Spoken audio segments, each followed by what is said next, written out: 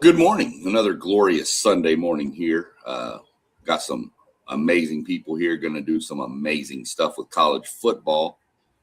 Going to take a look at some breakout players we're looking to watch for the year. So we'll get into that a little bit here in a second, but let's go ahead and introduce the squad we've got joining us this morning. Right now, we've got the CEO of WTP Sports Dudes, Mr. Robert Brown. How's it going over there on Sunday? Everything is going fantastic on this Sunday morning. Glad to see you two here this morning. Hopefully, we'll get another WTP Sports dude or two on here this morning. But I'm glad to see you both having a good Sunday morning so far. For sure. Hopefully, definitely a few more will pop on here. Maybe they get rolling a little bit. So we introduced the CEO. Now let's introduce the COO, the Chief Operations Officer, Mr. Postgame. What's going on over there in your world today? Man, it is all good, man. I'm excited to be on with you fellas as always, man. Had a good time yesterday with my children. Got to kick it with them and go a few places. Now I'm here to talk some sports. Let's get it, fellas. You know, we're going to be rolling through your neck of the woods next, not this coming weekend, but the next one. We got to go over to Missouri. We're going to be rolling right through Indianapolis. Yeah, man, just know Texas A&M gear and you'll be fine. No, we're actually planning on stopping back at the Speedway because any of the NASCAR is going to be racing there that weekend. We're thinking of stopping there on the way back. Nice. So, well, other than that, again, great to see everybody. Like to see everybody in the chat. Drop your any offensive and defensive breakout players y'all might have in the chat.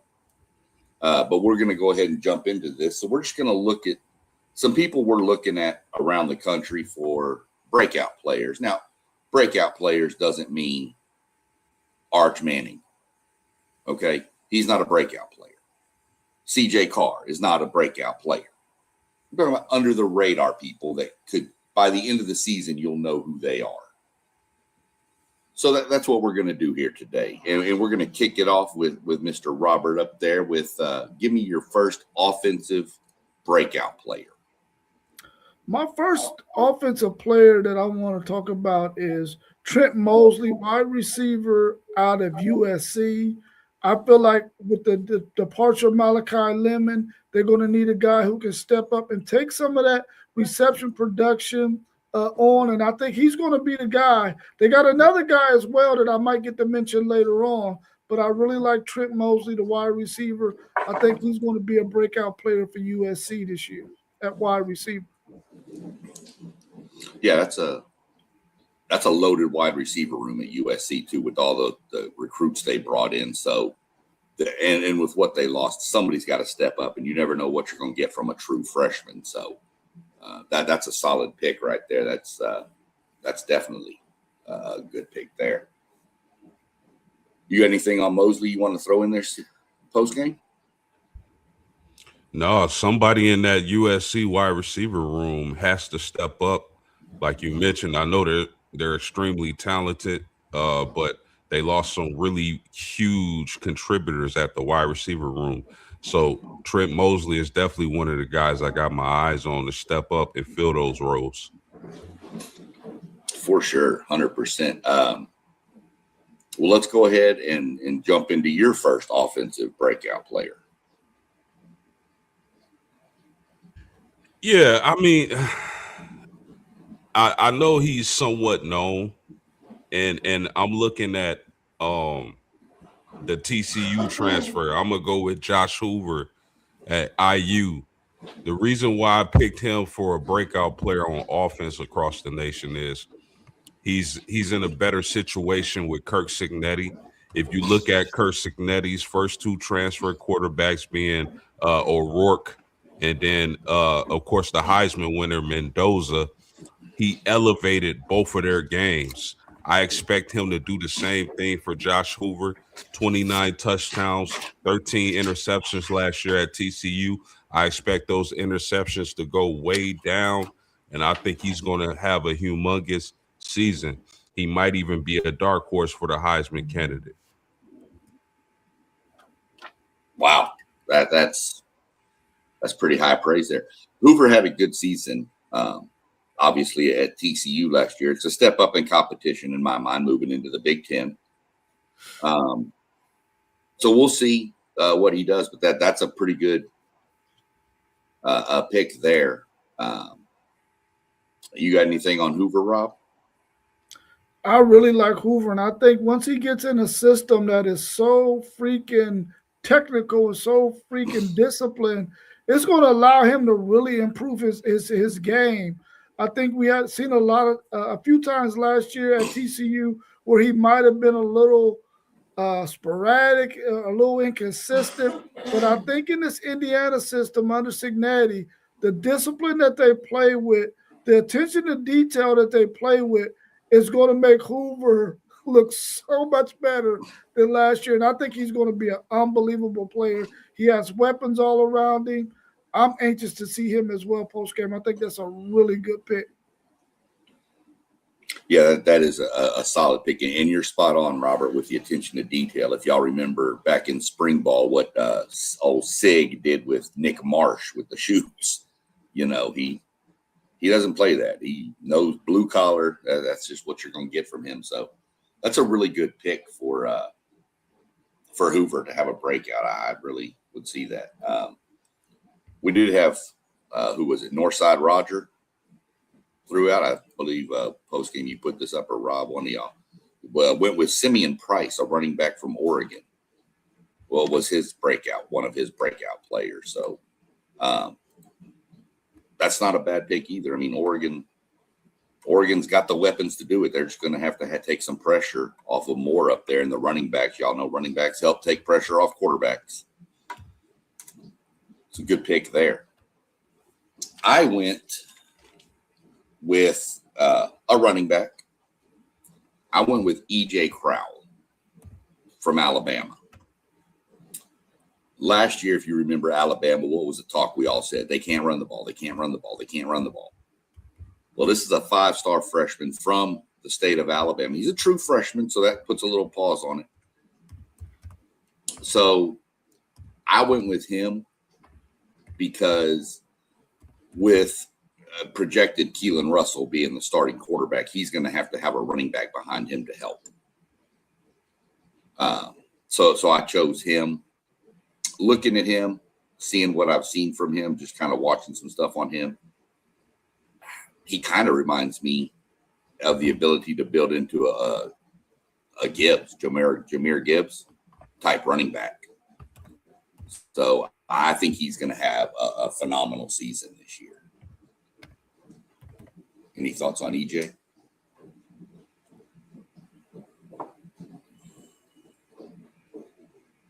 And Doug dropped in Keelan Russell, which, I mean, I think we all already know. So he's going to have to win that job, right, Keelan Russell? Is he going to be in a battle or competition with somebody? He is, but I mean, I think it's kind of one of those, we need to play him or we're going to lose him. And you don't want to lose a talent like that. It's NFL terms. You draft the number one quarterback. Your fan base wants to see that guy on the field, right? You drafted one of the best quarterbacks coming out of that class recruited wise. And, the fans want to see him to see what he can do. At some point, you have to see what he can do, or else you're going to, in this day and age, he's going to be gone. And he's probably going to come back and bite you when he leaves.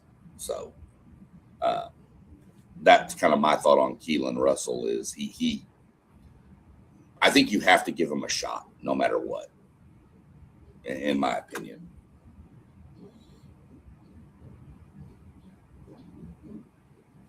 Yeah. Got another little one right here. I don't know. This Tradez Green. Yeah. I'm not sure I'd consider him a breakout. That dude was a monster last year. So, but, I mean, it could be a good pick, as a tight end. Love the the people dropping names in the chat here, guys. I know Keyshawn Singleton and wide receiver Chaz Nimrod from Auburn. Lots of good picks rolling in today. Yeah. Yes, sir. I like both of those. Yeah. So let's flip it over and go ahead and look at a defensive player you're looking for on the breakout side. And, we're going to do back and forth here. We're going to go offense, defense a few times. So, Post, can you give me a breakout defensive player you're looking at? SEC Sean, I'm staying at IU for my defender, and I'm going with Joshua Burnham, the defensive end transfer from Notre Dame. He sits at 6'4", 253 pounds. Now, I know IU got multiple defensive ends in the transfer portal, but the reason why I think he's going to break out this season is at the latter part of the season last year, Joshua Burnham was probably the best defensive end at Notre Dame. He made a lot of huge plays. I was sick when he hit the transfer portal. I think IU got a really good football player in Joshua Burnham, and I expect him to break out this year for the Hoosiers. Yeah, I saw flashes of him. I was shocked he hit the portal myself, so I get what you're saying there. It's always rough when you see flashes from a guy and then they leave. Any insight on Hammond, Rob? Or I mean, I think he got a really good pick right there. I'm anxious to see if IU can continue to do what they did the last couple of seasons defensively, being able to hold teams down. Now, of course, when they ran into Ohio State 2 years ago, their defense didn't fare so well, but they did really good against everyone else. But last year, they really were – they were one of the best defenses in the country. And I think when you add a guy like who post-game name, he's going to be one of those players that's going to be able to solidify that defense this year. So I'm anxious to see him play as well. Yeah, for sure, 100%. What about your next defensive player, or your first defensive player, I should say, Rob? My first defensive player that I think is going to be a breakout player this year is Mason Curtis, safety out of Michigan. He's played over 500 snaps during his time there, and this is going to be the year for him to be a full-time starter, a breakout guy. When you talk about 500 snaps, that's a lot of opportunities to see what offenses are doing. That's a lot of opportunities to get to learn that system and to learn that position. Of course, they got a new coach coming in, bringing in some new coordinators. But I think when you got 500 snaps under your belt, you're able to fit in any system and understand what the terminology is. And I think he's going to be a great starter for Michigan this year because of all of that experience that he has, having over 500 snaps. Yeah, having that many snaps under your belt does nothing but just lean into experience, leadership type, versus it doesn't matter what level. If you're playing, I don't care if you're playing junior high football, if you've got 500 snaps under your belt, you've got some experience, you know how to read things. So that's another good solid pick there.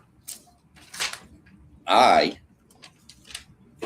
am going to jump over and take this one. This one was a little bit of a stretch. I'm actually going to stick at Alabama with Landon Simmons.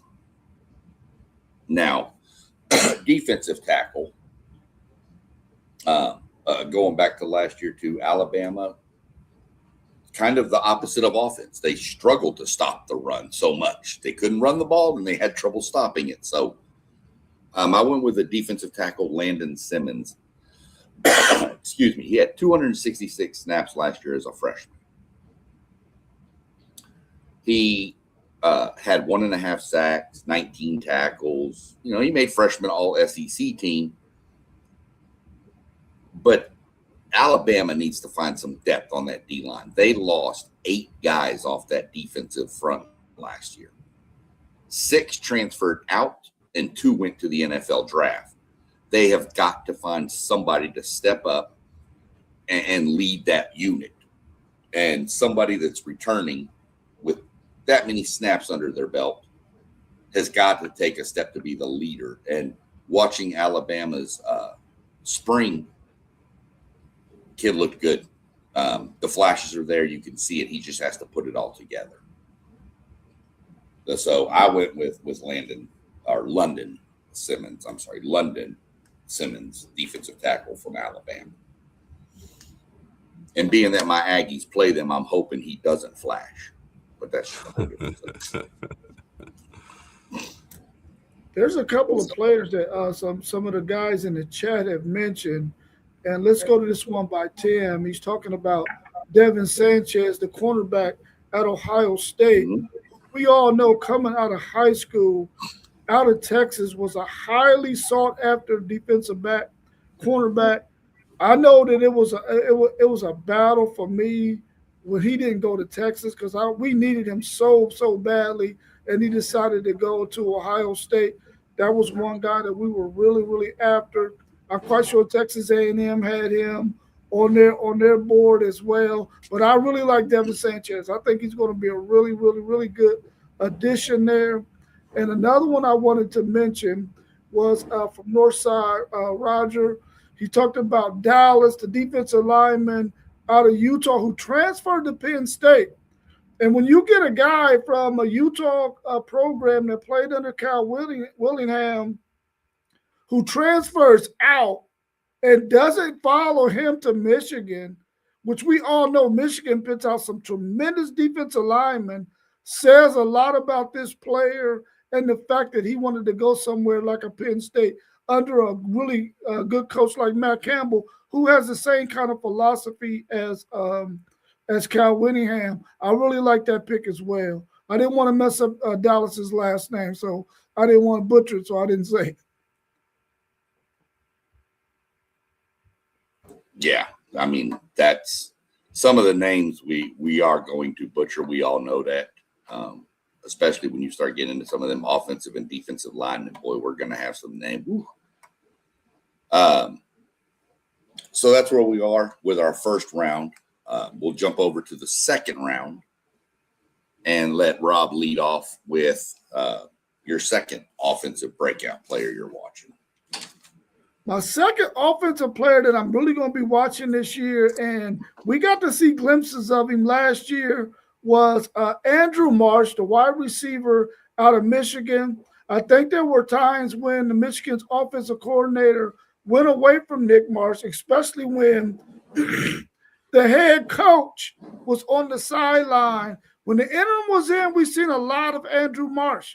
But whenever the head coach was on the sideline, we didn't see so much of Andrew Marsh. And I think this year we're going to see a really good production from Andrew Marsh. I think they understand that they got to get the ball in this young man's hands, much like Miami's going to do with Malachi Toney.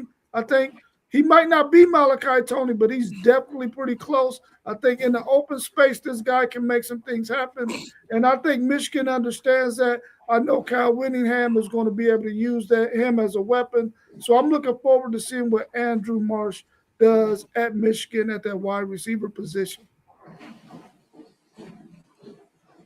Yeah, Andrew Marsh is somebody that's going to have to step up, I believe, a little bit out there. So I like that pick a lot for somebody to break out. I like that one a lot.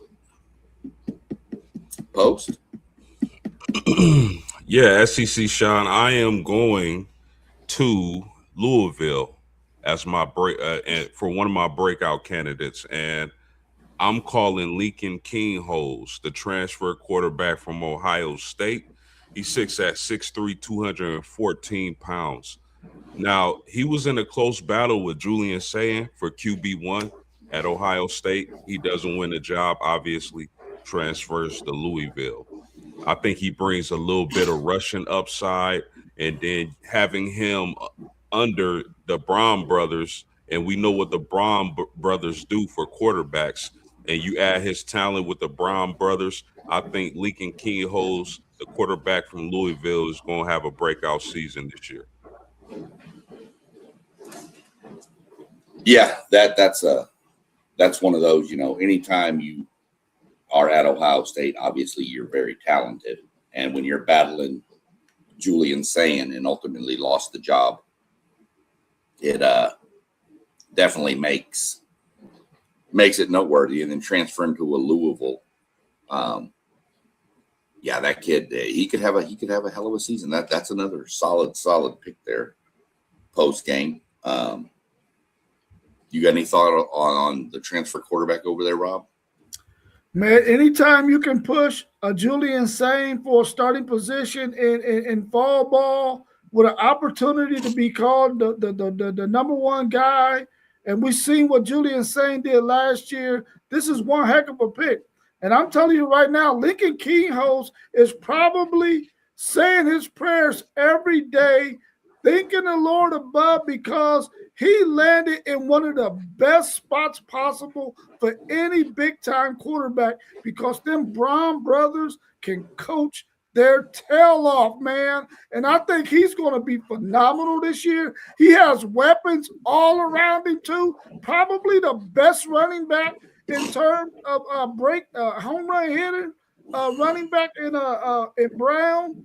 And I also believe that they got that wide receiver back that was the guy that went to all the time when in pressure situations. I think this Kingholz as quarterback for Louisville is going to be a phenomenal thing this year. I'm going to be watching Louisville closely because I think they can put some pressure on Miami and try to get that ACC title under their belt. For sure. For my next offensive pick. Good evening. How's everything going? I didn't even catch you pop in there, Moss. Sorry about that. I'm over here. I got work blowing up my phone, so I'm trying to do a little bit of everything. So didn't even catch you. How you doing over there today?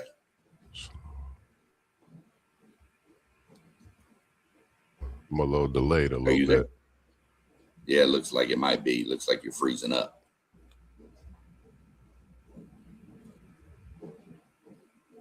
All right.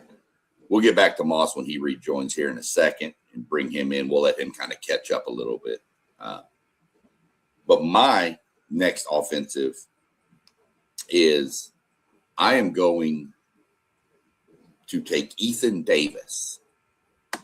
He's a tight end out of Tennessee. Obviously, the Joey Aguilar situation, not being able to come back, Tennessee's got to figure out their quarterback.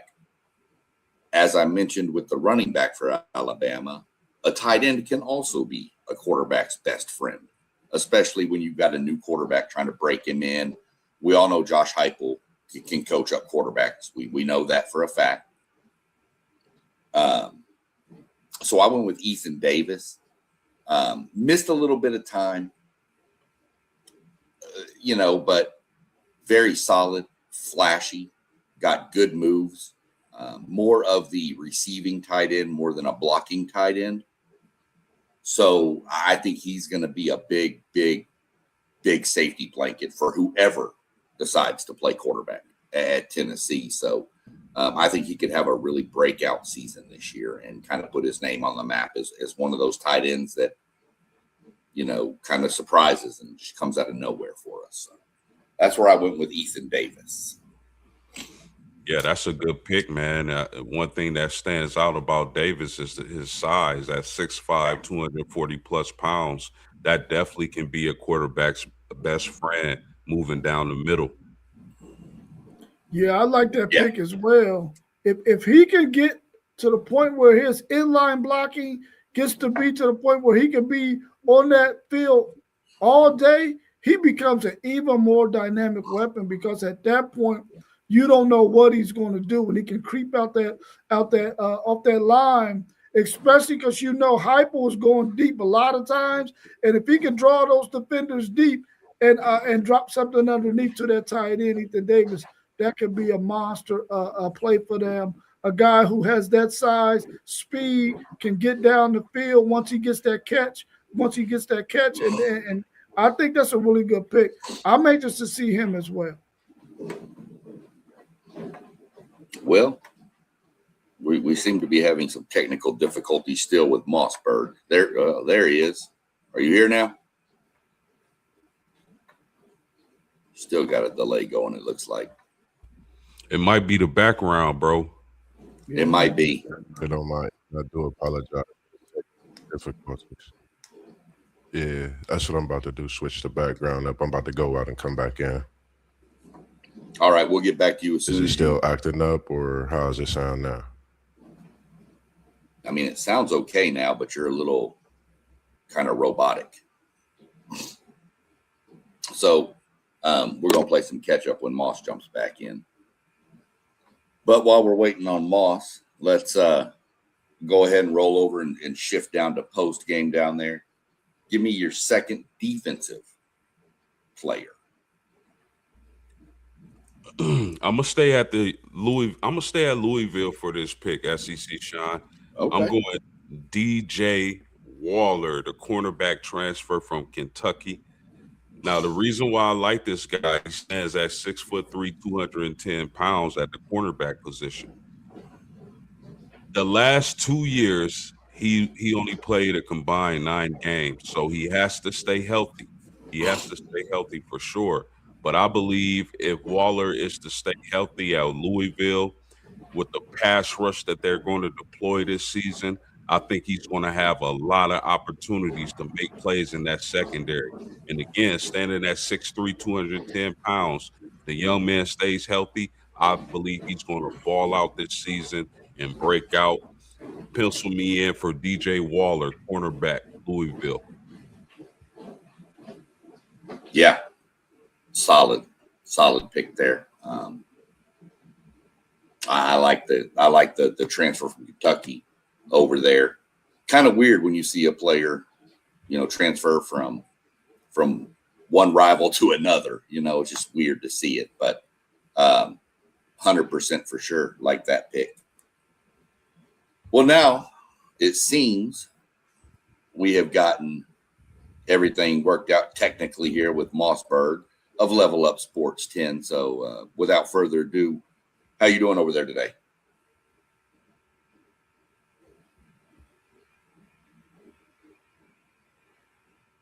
Maybe we don't have everything worked out with Mossberg from Level Up Sports 10. Moss, you hear us? You hear us, Moss? I'm going through the navigation now, trying to make sure that we get it connected right on my end, and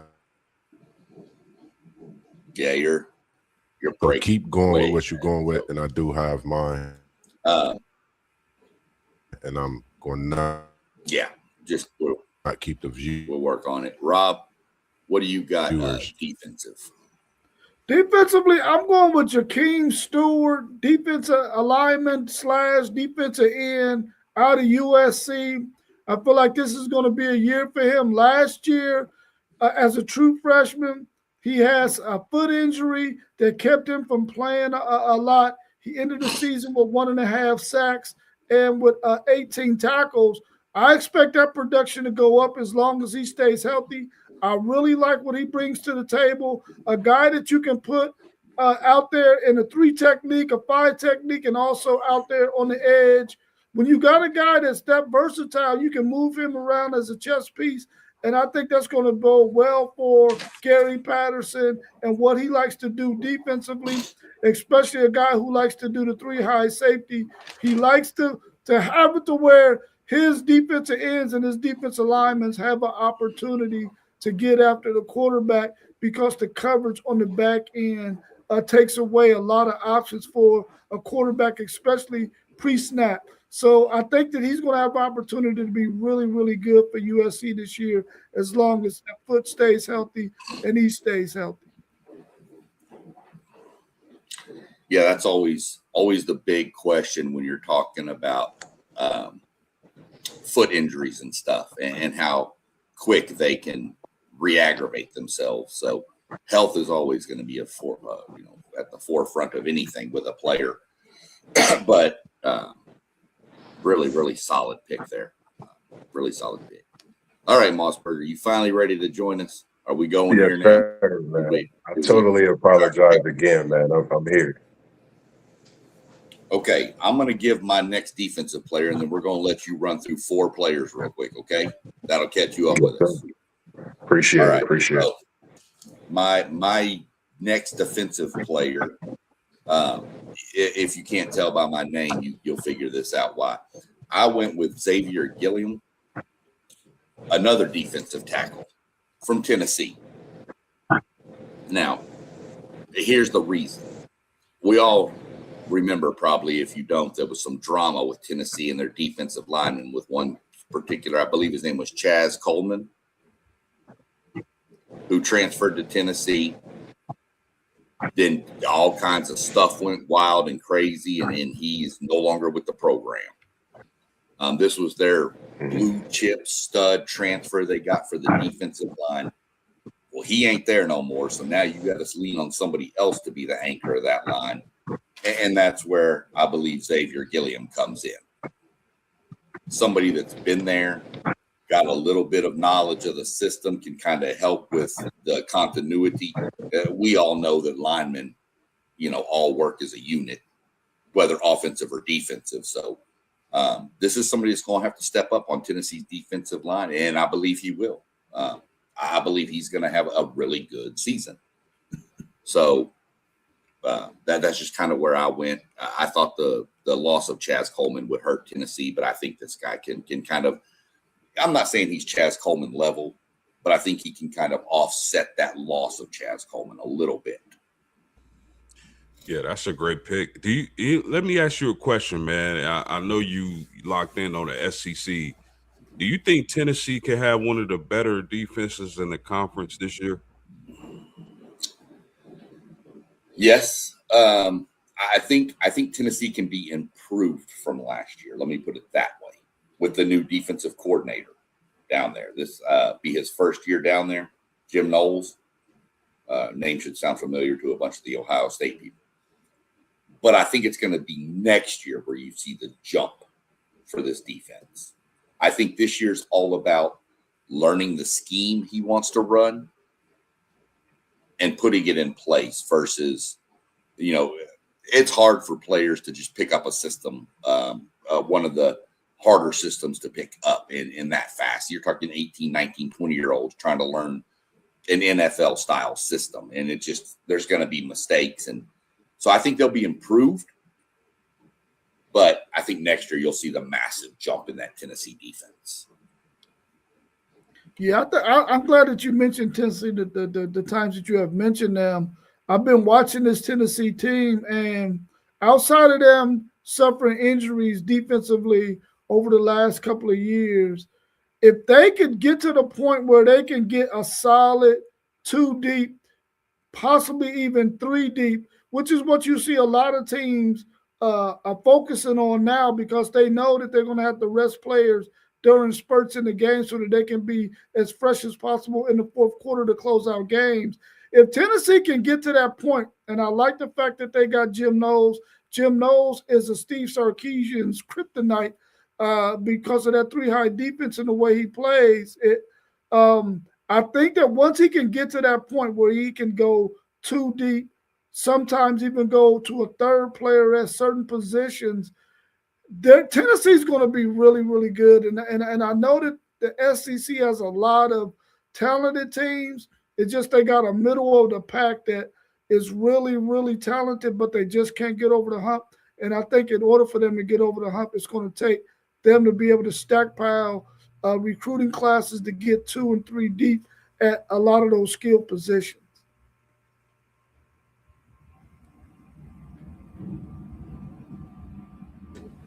%. So, without further ado, let's go ahead. Mossberg, go ahead and run through me 2 offensive breakout players. Give me the player and then the team. My first offensive player on the side for the Oregon Ducks, I'm going to go to wide receiver, and I'm going to go Jeremiah McClellan. The reason I'm going Jeremiah McClellan, if we all know when we think of Oregon, we think of Evan Stewart coming back from his injury. But I think no one's speaking of Jeremiah McClellan. Last year, 38 catches, over 500 yards, 557, 3 touchdowns. 14.7 yards a catch is the big difference maker for me when you think about production. And if you think of Evan Stewart earlier in his career, I'm mentioning him because McClellan brings that and more. So when you have a Jeremiah McClellan who can stretch that field over the middle, but his speed on the outside is different. And I think if we really put some of these wide receivers to the test in that speed, Jeremiah McClellan's speed will run off the chart. So he's one of the guys I picked out of Oregon on that offensive side of football. I think is going to make an instant impact and have a heck of a year this year, breaking out in that Big Ten as well as across the NCAA. Put a lot of people on notice. Kind of reminded me of Hollywood Brown when he had that exchange and how his next year he performed and broke out, and everybody knew who he was from that speed. So I'm going to go with Jeremiah McClellan. And then I'm going to surprise people with this one. I'm going to go over to the ACC, a team that's only took a couple losses since joining in the ACC. They got a transfer at running back from another ACC conference, and it's a reason they got him. I'm going to SMU, and I'm talking about Kendrick Raphael, 1,000-yard running back transferring in from Cal. I think he's the reason that Cal moved last year. And you add that back, who's not just electrifying. You think of his elusiveness, his ability to catch the ball, his ability to be tough. He's a one-man bandstand, but you add him with Jennings and this incredible SMU offense that's, I think, waiting to unleash this year. I was going to go to a couple different wide receivers on this SMU offense, but I had to respect the transfer coming in because no one's talked about him that I've been seeing, and he has to get some name put on there. And I'm going to go with Kendrick Raphael out of SMU. I think he can go for possibly about 1,300 yards. He had 20 touchdowns last year, so I think he could get about that, possibly more. So I think this running back room, throughout college football is going to be one to look at this year, especially some of the players that we're talking about on the breakout, the players that with this transfer, they're coming to teams with great quarterbacks and their abilities to be unleashed, as well as to unleash another quarterback's powers and Jennings that I'll say. So I went with Kendrick Raphael. I think he's a great running back. Both solid picks. Not the pick I thought I was going to get for you from SMU there when you said SMU.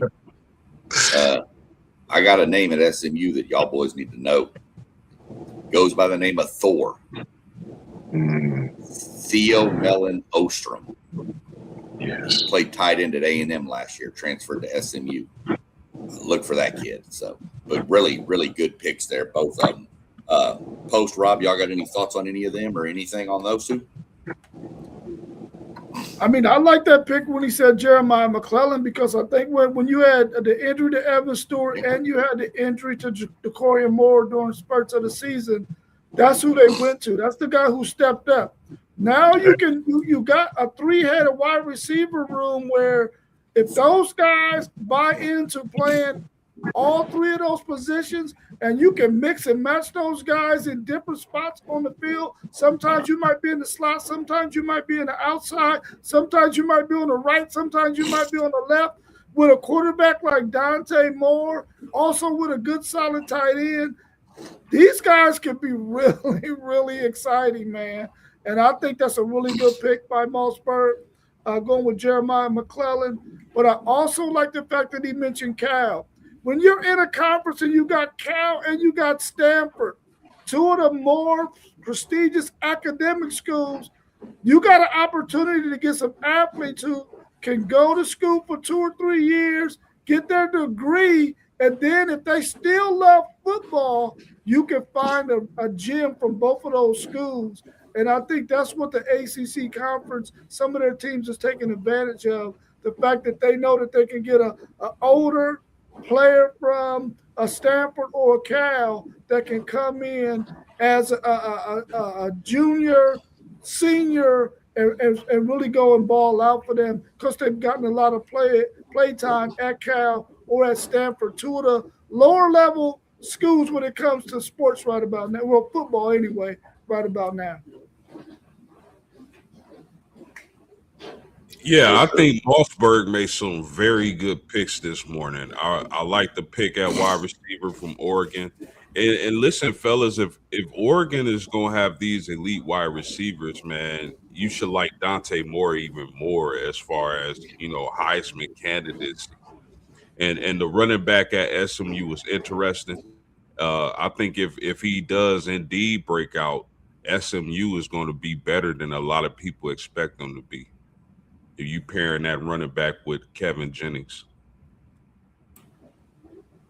Yeah, that's what's a little scary with SMU. Everybody's kind of looking at them as kind of a dark horse in the ACC, and if this running back fires off, they may elevate themselves from dark horse to real contender.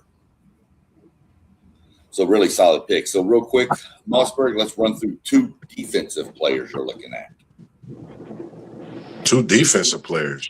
The crazy thing, I'm staying with these same two teams because I'm putting the world on notice. The reason I'm staying with SMU is because you got to think about the ACC. You don't just come into a conference. You think of Oregon. Oregon came in and they won the Big Ten. ACC, you had SMU. They've been making this playoff picture a lot more difficult these last few years. So respectively, I'm staying there. So when you say offense, you said defensive side of the ball, SMU, I'm going to DeSoto, Texas. From y'all's background, y'all know who I'm going to, possibly Brandon Booker. You talk about a linebacker that's going to cause wreck. And for me, I think the skill set that he brings to the table, he's not just a linebacker. He could cover as well. When you talk about some of those slot receivers coming across, he could tap them. And when he matches up with the tight ends, it's like he's the cornerback out there. That's how versatile he is at his linebacker position. And I think about the years when he played his senior year in high school at DeSoto. He had a similar season last year, and where he had tackles for loss, just total tackles. He played 13 games, started 11. So to have 69 tackles and 29 solo and just 11 games started, to be third on the team in tackles, that's a big feature for me, for a team that's trying to make a statement. So I got Brandon Booker for SMU at that linebacker position, and I think it'll be a name that starts to ring bells throughout the NCAA football season this year. And I'm going with a position I love to play myself, and I'm staying with the Oregon Ducks on this one as well. And I'm going to Peyton Woodyard. You know, I think when you talk about a 6'2", 208-pound safety, that's NFL prototype safety. When you have that type of safety in college, we've seen them, and we've seen them go to the next level. I think this is a year, and he's a St. Bosco product. You know about him, SEC, and I'm sure Post know about him. His IQ is at a level to where I think coming into this season is much needed for that Oregon defense. I think, like we said, on that offensive side, McClellan taking them to the next level with DeCorian and that receiver. I think Woodyard could take this defense to the next level with his IQ and abilities to play that strong safety position. So I'm picking Peyton Woodyard, in which last year he had 22 tackles, 9 solo tackles, and assisted on 13. So that's a big deal to me when you play in that safety position. That means you putting a helmet on them when you come down, and if they come in your area, you making that tackle. So that's why I chose those guys. I think it's going to be a big year, not just for them, but their schools and their programs as well. Oregon, SMU coming in 2 conferences, ACC and the Big Ten. I think it's great for college football moving forward. Anybody? Rob, post game, anything on any of those two? Woodward or Booker? Great picks. Yeah, those Great are picks. Well, absolutely, those are monster picks, and I'm excited to see those players play this year. But not to forget, he had an interception return too.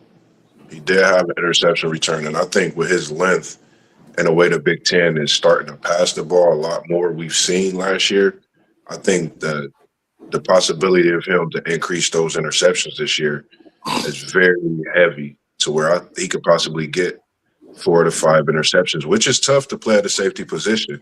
But if you can get that, that shows that high IQ, which I mentioned, being a St. Bosco product. You know, we seen you on ESPN, you know, throughout your high school days. So just good to see these guys still doing what they do best and to be able to talk about them at this next level as well also.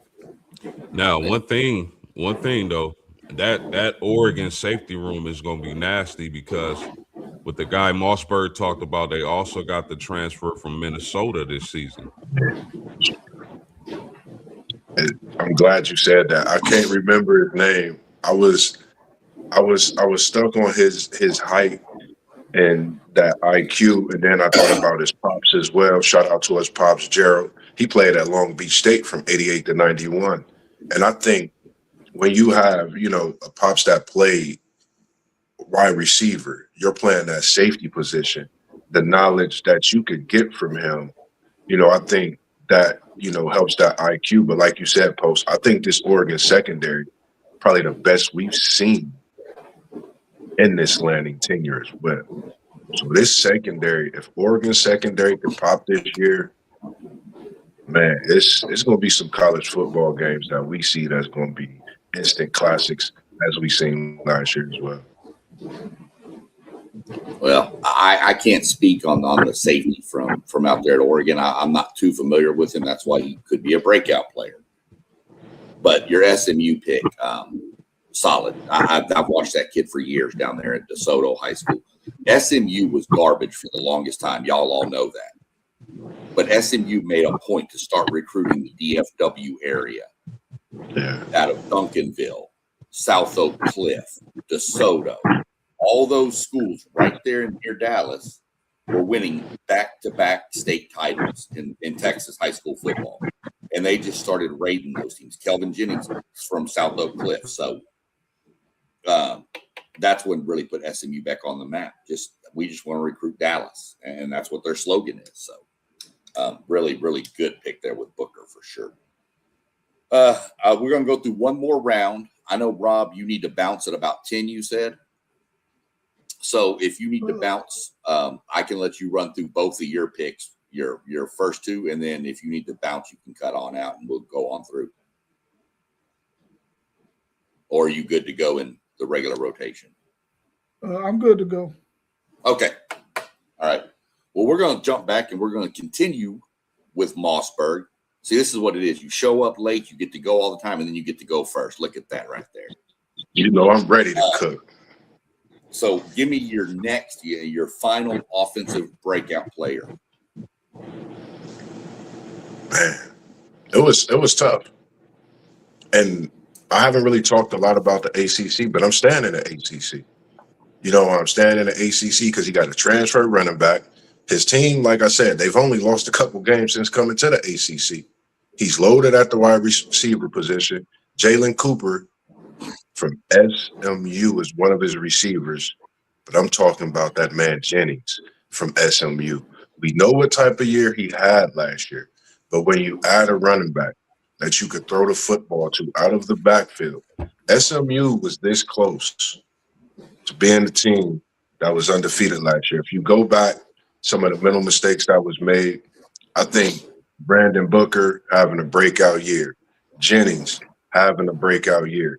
I think this SMU team, not just the dark horse, I think they are a team that's wanting to play as the underdog to prove all the naysayers wrong. I think this is just a tough team. And I know I'm a Florida State fan, talking a lot about SMU, but I've actually watched this SMU team since they've came in the ACC, and I think they've changed a lot of how some of the teams play in the ACC. They've made recruiting tougher. That transfer portal has been great to them. So I think you have to respectively talk about SMU and the fact that they've only had 2 losses as well. So I'm taking Jennings from SMU to go for possibly 4,000 passing yards. And like you said, he have a trio of receivers and he have a running back. We talked about him last year, but I think this year is the year that he really puts on the show and becomes that quarterback and edges himself to possibly a top pick in this NFL draft and get talked about along Decoria Moore, Julian Sand along with the others a lot more as well.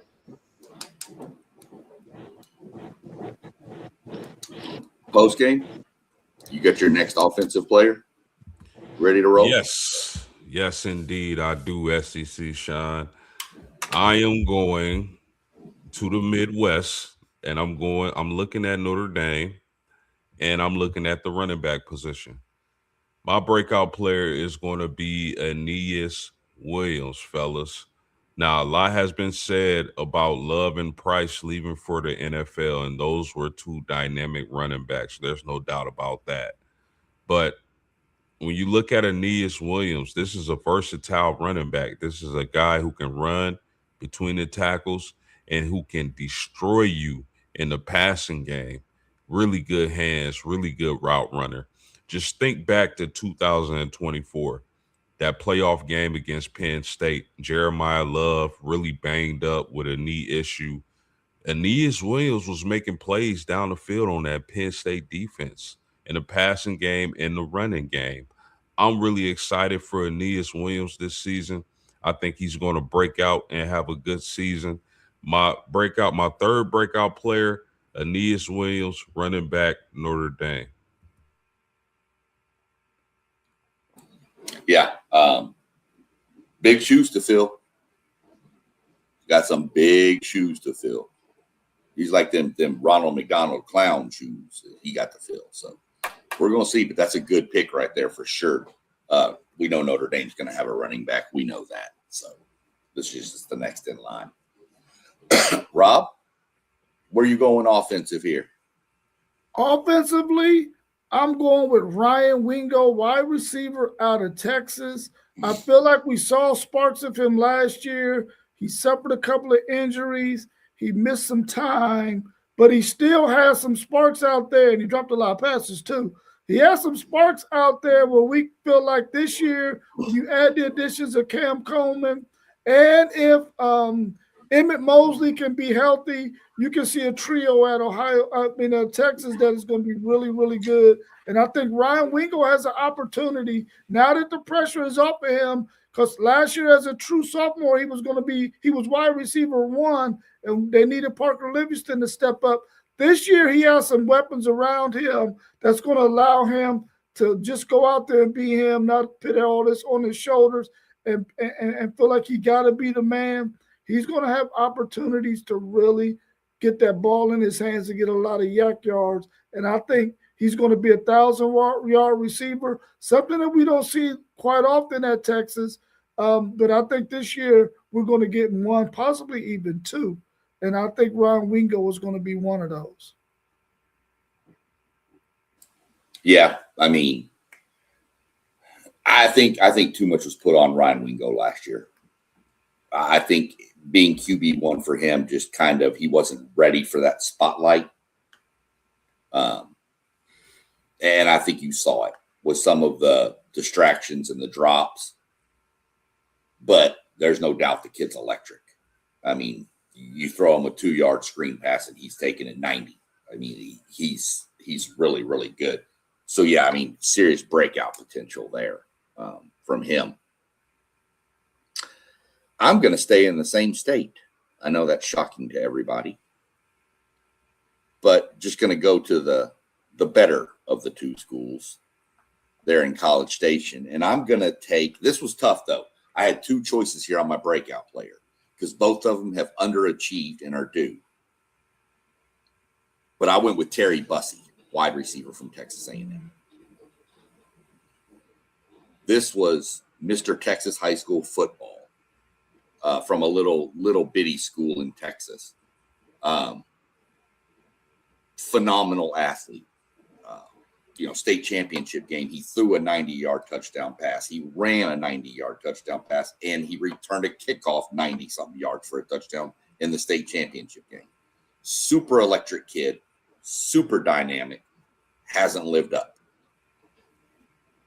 Some of that is the juggling of the quarterbacks. You get used to Connor Wegman. He kind of looked good with him, and then Marcel Reed takes over, and it's a different dynamic. Reed was running a lot his first year. But I think this is a year Terry Bussey has to step up. He's not the expected to be one of the big ones out there. You've got Craver, Horton, Ashton Bethel Roman. Bussy can kind of go under the radar and pounce when he's ready. So I think that might help him. It's a good to me that the kid can play wide receiver. He can play running back. He was a quarterback in high school, so, you could have some trick stuff there. So I'm looking for Terry Bussy to have a breakout. I was torn between him and Reuben Owens. They're both on the same level in my mind, but I went with Bussy just because I think he needs to do something.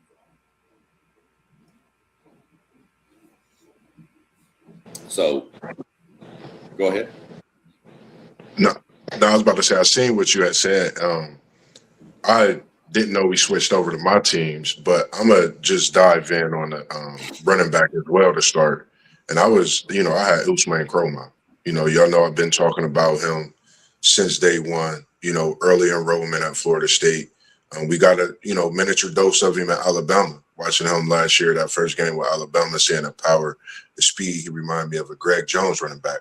People didn't realize how big of a player and how great of a running back Greg Jones was, who went to play in the NFL. And I think this is his year to go above the ceiling. I don't even see 1,000 yards being a big breakout. For me, it's all purpose.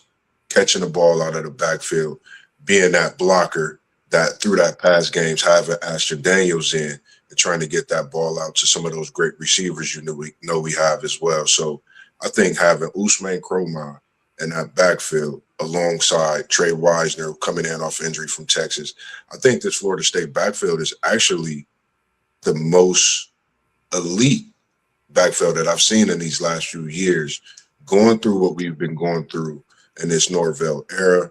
I think, as well as I wanted to put Wisner here, because when Florida State get running backs off of an injury, Dalvin Cook is now all pro in the NFL. People forget about Warrick Dunn in his times when he had an injury. So Florida State's running backs, when they get them and they come in off an injury, I don't know what that program is when it comes to that workout, but it does pay dividends in that upcoming season. So I think Wisner, Kroma, along with a few other backs, I think this Florida State program could get back on the map. And I like Kroma, Usman being a big part of that as well, having a breakout year this year at running back for Florida State. Yeah, I like that tandem as well, Mossberg. I think that's one of the more underrated tandems that we're going to see in college football this year. And I think having Trey Wisner there and having Usman, that's going to benefit Trey Wisner a lot. Last year, Trey Wisner didn't have that other back that could really help him in the rotation. And that hurt Trey Wisner when he had to be the everything back for Texas because they didn't have another guy that they could really go to. But at Florida State, he's going to have that opportunity to have a guy that can get that tough yardage and he can run those outside zones. I think this is going to be a really dynamic tandem. I can't wait to watch them run. Excited myself, for sure. Did you want me to go to the other offensive side of the ball? You tell me, SEC, because when we talking about Florida State, my burning, it gets to going. Ready for this season for sure. That's what we were doing. We're going to get to the defensive side next. We picked one for offense, one for defense. But Moss trying to stack the Can I just say Deuce Robinson one time? Can I just say Deuce Robinson one time? You know what I mean? Player, though. Come on. Just like people mentioning Colin Simmons. Colin Simmons ain't a breakout player either. Colin Simmons already broke out. So let's go to the defensive side. And this time we're going to jump down to the bottom right with Mr. Post Game. Give me your defensive player there. Yeah, the guy that I believe is going to break out is coming from the University of Notre Dame on the defensive side of the ball. And I'm going with Bryce Young, fellas, 6'7", 270-pound defensive end, opposite of Boubacar Traore. Listen, Bryce Young is highly touted coming out of high school. This is his junior year, I believe his redshirt junior year. He's been a really good player for Notre Dame, but his stats don't quite show it yet. I believe this is the year his stats show it. Again, being opposite of Boubacar, the Fighting Irish getting really good players in the interior of that defensive line is going to make it a lot easier for him to rush the passer and get tackles for loss. Really long arms, man. I believe in Bryce Young. His dad is an NFL Hall of Famer, and Bryant Young, my breakout player, my last breakout player of the year is the 6'7" defensive end from Notre Dame, Bryce Young.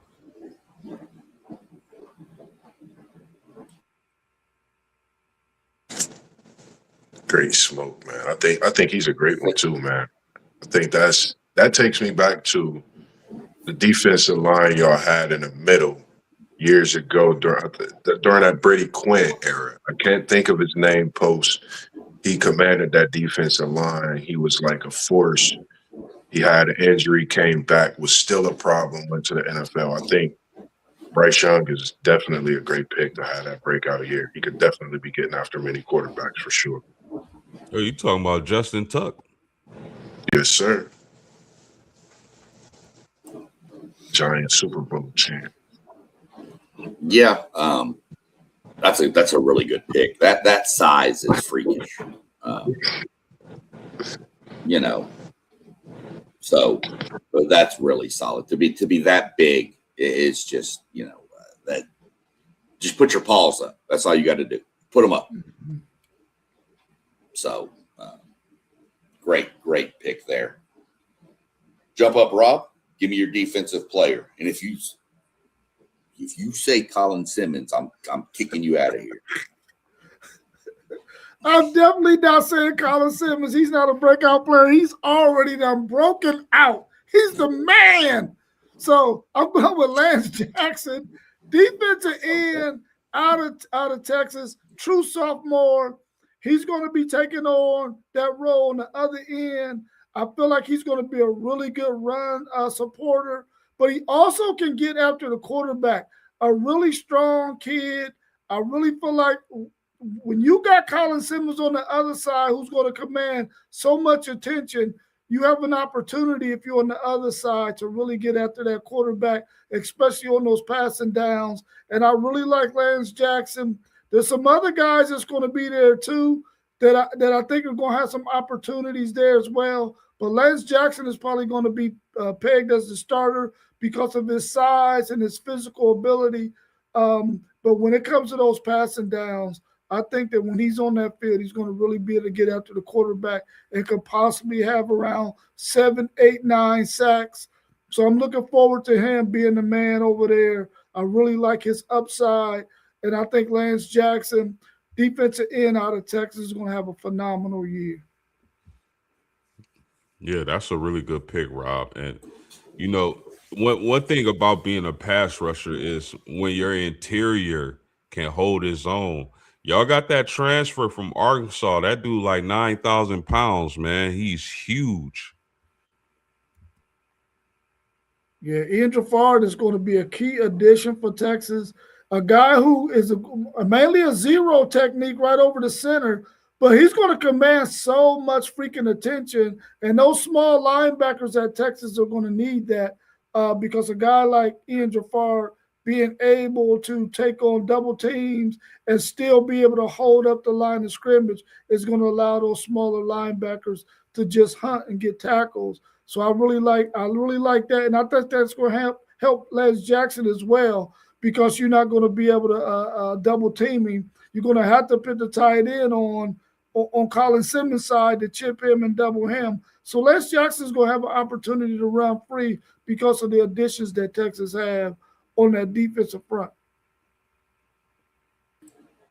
Yeah, that's a good solid pick there. And you're right. They're going to need something up front to kind of, I don't want to say hide the linebackers because their linebackers are a little smallish.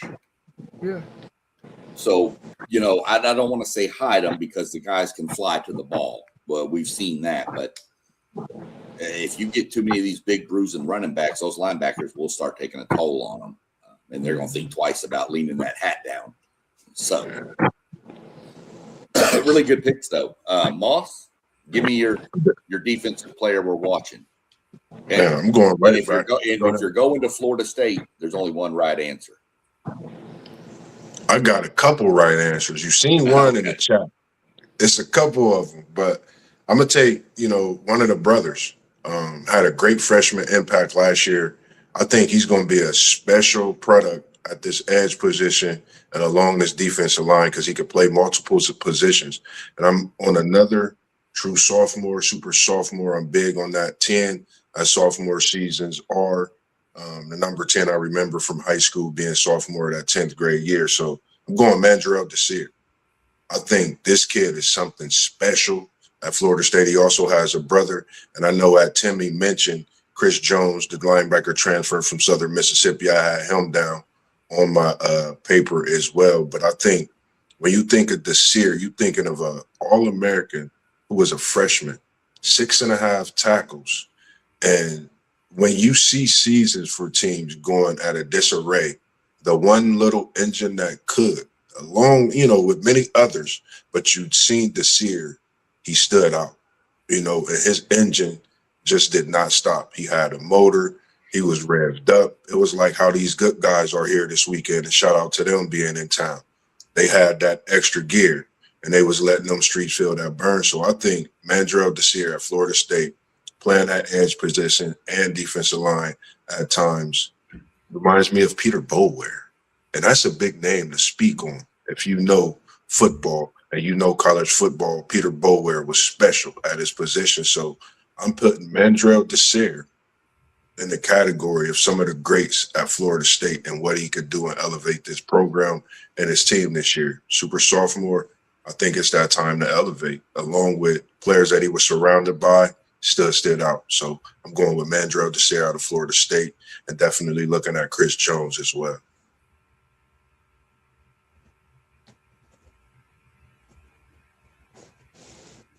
Yeah, that's good. I'm going to throw you a Florida State name that you better watch there. Rylan Kennedy. Oh, yeah. Edge from A&M that transferred out there. Yeah, he's on my radar. Man. That kid is freakish. The talent that we have is pretty crazy. With like you said, like Kennedy, certain players, like I wanted to, like with him transferring in, like I'm gonna hit on him in a different way because I think he could bring something special that gives Desir the ability to be able to play that edge position, shuffle along the line. Because like you said, Kennedy, he could play different areas, and it's like they starting to move and find the pieces at the right time, but it's just going out in the field and putting it together for me. And I think having him, as well as Chris Jones, the growth of Jabril Rawls in the secondary, every level at Florida State, I think this is a year with some players coming into their own position and could definitely increase into a great season defensively. For sure. Well, my last pick, I'm going to stay where I went last time. Had a tough one with this. Y'all tell me if you think this is a breakout candidate because the kid played last year very well. I went with Ray Coney, linebacker. He had 120-something tackles last year at Tulsa, but he was at Tulsa. Now he's in the SEC. And we all know A&M had trouble with their run fits last year as somebody that can fill it. So would you consider him a candidate to break out, or are you considering somebody else? Because I got another one I can throw out there if y'all don't think he's a breakout candidate. I do. I think that is a breakout candidate because the thing for me is that it goes to another level of play. He hasn't done it on this level. I think he can, but he has to show improve. Yeah, that's the same thing I was thinking. Coming into the SEC, you say you leading the team in tackles where you come from. You can come to the SEC, have 100 tackles, but be that person in the middle of that field that controls everything, and getting past you is something that he comes to Texas A&M to do. I think, like Poe said, you hit it right on the nail. Like I don't think you could have went with anything better because knowing the run stop that you guys had to deal with, I think he comes in and he plugs that up right away. And he can possibly get that amount of tackles and more. SEC runs the ball. They screen passes, you name it. So he's in the right position to have a breakout season. Well, we lost Torian York, who was supposed that guy. You know, he's in the NFL. But Ray Coney is up. Rob, you especially seeing it with Texas and Texas A&M. York was always undersized. Mm-hmm. Coney's bigger. So we have plenty of linebackers and stuff that can flow and run, same as every other major program. But we didn't have that thumper. And that's what Ray Coney brings. You'll know when he hits you. So, and he's a very, obviously, with 129 or whatever it was tackles, you'll know he knows how to wrap up and bring you down. He knows how to tackle. Because, you know, you see so much nowadays, these guys just run up and hit people and hope they fall over. Ray Coney is one that knows how to put the arms around you and get you to the ground. So that's why I went with Ray Coney having a breakout. I don't expect 120-something tackles out of the guy. I hope not. I hope he's not doing that, but I think he can be a leader up front with A&M's defense and kind of help him take the next step. So that's where I went with him. We're sitting about an hour and 15. Anybody got anything else they want to mention real quick? Anything going on? Anything we want to throw out? I got a couple of names I'd like to throw out there before we wrap up that I had on my list. I'm really looking forward to seeing what Savion Hitter can do at the running back position at Michigan. I feel like he has an opportunity to come in there and really do some really great things for Michigan in the style of play that they play. We know that they're going to be a running team. I'm anxious to see what he does.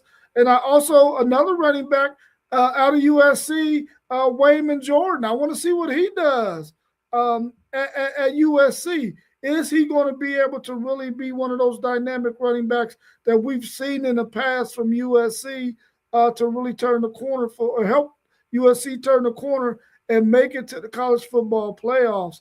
And the last player that I would like to mention is out of the University of Texas at cornerback on the defensive side of the ball. I want to see if Cade Phillips was a true freshman last year.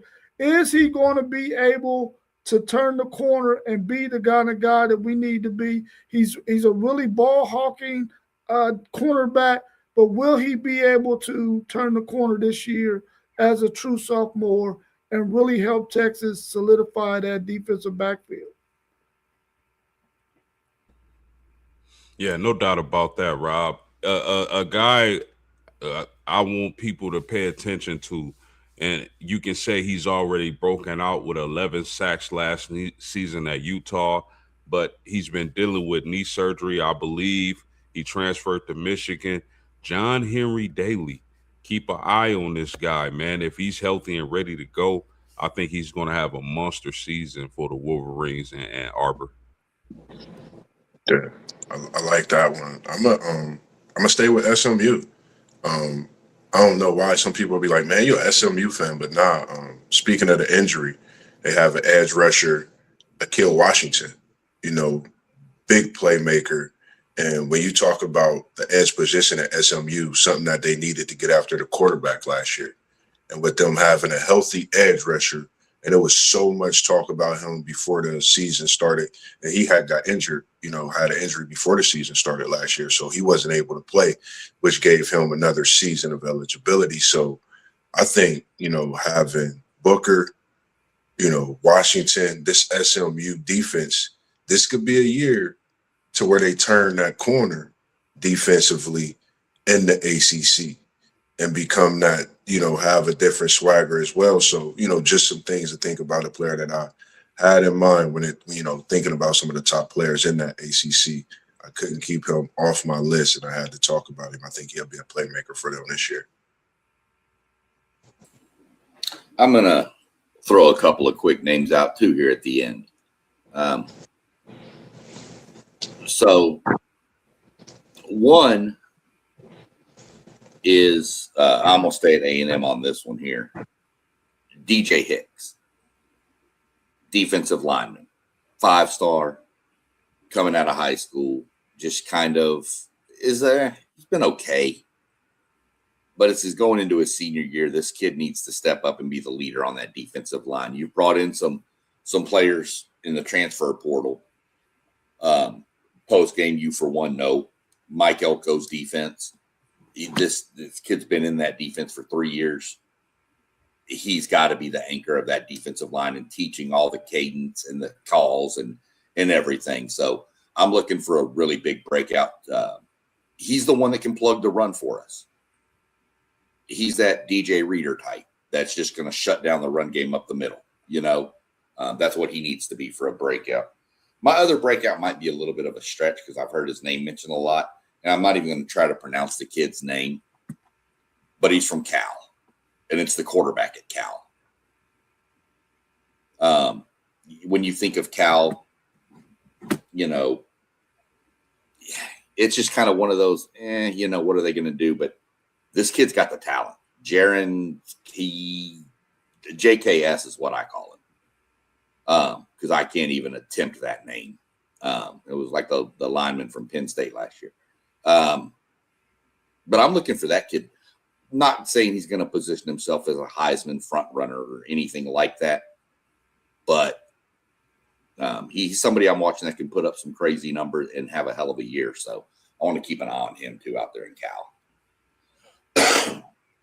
I'm glad you mentioned DJ Hicks because I totally forgot about DJ Hicks, man. I know coming out of high school, Texas wanted him so badly because at that time, Texas was having a lot of issues getting guys in the trenches. And so they needed somebody like him to fill that void. But, of course, Texas A&M won that battle. But I forgot all about DJ Hicks. I hope he has a breakout season this year. He deserves to because he's a guy who stuck it out at A&M. He didn't leave, but he was a highly sought after defensive tackle coming out of high school. So I definitely want to see DJ Hicks ball out this year, except not in the last game. Yeah, we're kind of both on that. I mean, I'd like to see Colin Simmons decide to just take a break in the last game. It's fine. But yeah, I mean, that's true. Coming out of high school there, he was crazy. I remember watching him in high school, and he just dominated the defensive line. So other than that, anybody got anything else you want to throw out real quick, or are we good to roll? What do we want to do here real quick? Go check out the website, WTPSportsNews.com. Everything has been updated. Go check it out. Yeah, I would say, make sure y'all tune in, man. I've been getting a lot of calls about the conversations with Mossberg. I'm glad to announce, I'm not going to tell you. Just stay tuned in to Level Up Sports 10 Instagram and all the updates. I got a big conversation coming this Friday, man. My heart's bubbling, my chest's bubbling. Got a phone call yesterday, man. And when I say this interview has been a process I've been waiting to bring it to, and I can't wait to bring it to you this Friday evening. It'll be at 6 p.m. or 7 p.m. Definitely stay tuned. And I'm just not airing it out yet because, everybody going to try to get a shot in this interview. But I think this is a special one. Me and this gentleman have known each other for quite a time. Great basketball player, great father, great man in general himself, as well as a now basketball coach as well, leading some of the youngsters throughout the city and state to what he know and what he did. And I'm going to just give you a hint.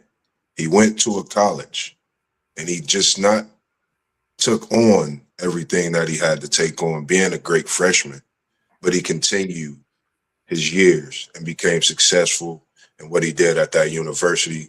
I'm just so happy to bring this conversation to, and I can't wait till this Friday's episode of another conversation with Mossberg of Level Up Sports 10 as well.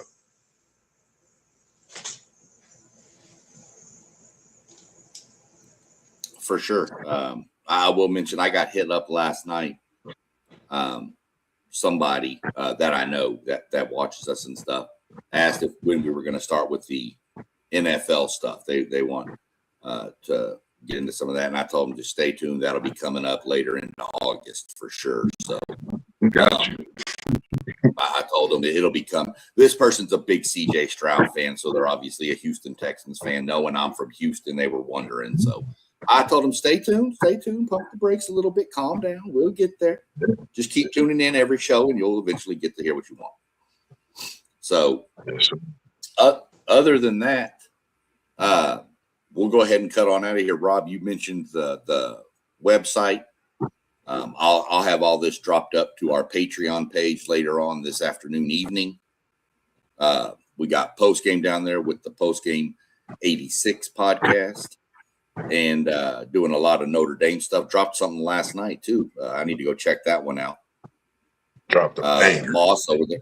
Level Up Sports 10. We got Moss down there. All the other channels are scrolling down at the bottom with Parlay Poe. We've got One Take Zay out there. Go like, subscribe, follow, hit the notification bell. You'll know when we go live. So if you want, any college football chats coming, we got conversations with Moss. We're going to have some NFL breakdowns. We're going to be covering the whole topic of it all. So y'all go like, subscribe, share, hit the notification, and let's get this thing popping. And other than that, we will catch up with y'all on the next show. As we always do, man. T1, he say we was in the building. We appreciate what you did today, SEC Sharp. Great job hosting, doing what you do. We was in the building, and now we out. We appreciate y'all. Peace. Yep. Peace.